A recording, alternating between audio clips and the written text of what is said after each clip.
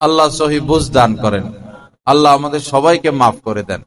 তো বদ অভ্যাসগুলো ছেড়ে দেই, বদ অভ্যাসগুলো ছেড়ে দিই। ঘুমের আগে অজু করে শুলে কি শান্তি লাগে।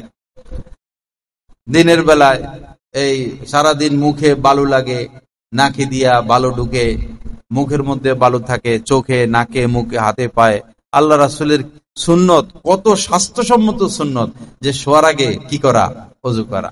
কি ভালো লাগে শোয়ার আগে অজু করে শুইলে, কি শান্তি লাগে, কি মজা লাগে। আপনার হাতটা পরিষ্কার হইলো, নাকটা পরিষ্কার হইলো, চোখটা পরিষ্কার হইলো, মুখটা পরিষ্কার হইলো, পাটা পরিষ্কার হইলো, পরিষ্কার পরিষ্কার হইলো।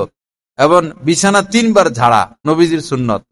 শোয়ার আগে বিছানাপত্র 3 বার ঝাড়া, 3 বার ঝাড়া শুইলেন, বিছানাটাও পরিষ্কার, মনটাও পরিষ্কার, জিকির করতে করতে শুইলেন।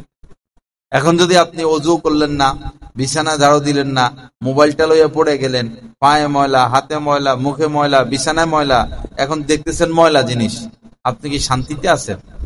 শান্তি নাই, শান্তি নাই। রাসূলের সুন্নত বহির্ভূত কোনো কাজে কোনো শান্তি নাই, দ্বীনের বহির্ভূত কোনো কাজে কোনো শান্তি নাই। এজন্য যখন রাত্রে বাসায় ঢুকবো, বিসমিল্লাহ পড়ে ঢুকবো। বিসমিল্লাহ পড়ে ঢুকলে কি হবে? শয়তান আর ঢুকতে পারলো না। এরপরে খাবার দাবার তো করবো, সুন্নত মোতাবেক চেষ্টা করব। অজু করে শুবো, অজু করে শুবো। টাচ মোবাইলটা আলমারির উপরে থাকবে, সুকেসের উপরে থাকবে, নিজের কাছে না। অ্যালার্ম দিয়ে রাখবেন, যেমন এখন 4:50 উঠতে হয়, 4:50 অ্যালার্ম দিয়া বাস। মোবাইল সাথে নাই, সাথে হলো তাসবিহ। সাথে কি? তাসবিহ। আগে আমার পরিবার শোয়ার সময় তসবিহ নিয়ে শোয়, তো আমি এটারে এত মানে আমি এমনি চুপচাপ থাকতাম আর কি, হাসতাম, তো বলতাম বেশি বুজুর্গি দেখাইতেছো তুমি, সবসময় তসবিহ নিয়ে আসছি। তো পরে আমার মধ্যে অভ্যাস হয়ে গেছে, পরে দেখলাম তো ভালো সুবিধা, অন্য চিন্তা আর গায়েল করে না। সাধারণত ব্যবসায়ীদেরকে ব্যবসার চিন্তা গায়েল করে, সরকারকে সরকারি চিন্তা গায়েল করে, এরপরে মাদ্রাসার মোহতামিমের চিন্তা তারে ধরে, কৃষকের চিন্তা, সার দিতে হবে, ফসল কাটতে হবে, সবারই চিন্তা ভিন্ন ভিন্ন। শুইতে গেলে সকল চিন্তা এসে আপনারে ধরবো একসাথে, তখন ঘুম দেরি হয়।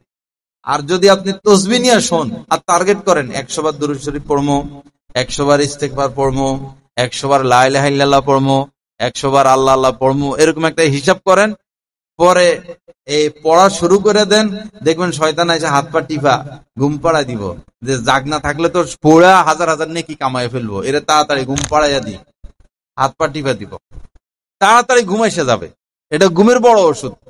বিরক্ত হইবেন না, পড়তে থাকবেন, বিরক্ত না হইয়া পড়তে থাকবেন, গজব সাথে রাখেন না। গজব আমাদের ইমান আমল সব শেষ করছে।